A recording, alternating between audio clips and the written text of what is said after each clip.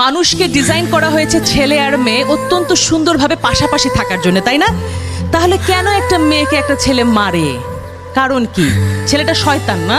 দোষ না, ছেলেরা অনেক ভালো। রফিক স্যার কি দাঁড়াবেন একটু? এই যে রফিক স্যার, উনি আমার ছোটবেলার বন্ধু, উনি আমার সকল পরীক্ষায় আমাকে নোট দিতেন। তাহলে ছেলে মেয়েতে কি বন্ধু হয়? মনে রাখতে হবে তুমি একজন সুন্দর ছেলে। ছেলেরা যখন মেয়েদের পিছে দৌড়ায় দুইটা জিনিস হয়, হয় হিরো হয় নাহলে ভিলেন হয়। তুমি কি হইতে চাও? হিরো। ভিলেন হইতে চাইলে কি হবে জানো? পিছে পিছে দৌড়াবা, ওই যে পুলিশ এসপি সে ধরে নিয়ে আবার একটু পেদানি দিবে, মেয়েকেও পাবা না, মাইরও খাবা। ভাই ভালোই তো বাসছিলে, তুই কি দোষ করলা, তাই না? তার মানে দোষটা কোথায়? দাও ওয়ে। তুমি রাস্তায় দাঁড়িয়ে শীষ বাজাবা কেন? তুমি ভদ্র হয়ে দাঁড়াও, তুমি তাকায় দেখো, মেয়েটাকে তাকায় না দেখলে মেয়েটা কিন্তু হার্ট অ্যাটাক করে মরে যাবে, যে তাকাই না ছেলেরা আমার দিকে, ঘটনা কি? কিন্তু সেই দৃষ্টি থাকবে সৌজন্যমূলক, সুন্দর।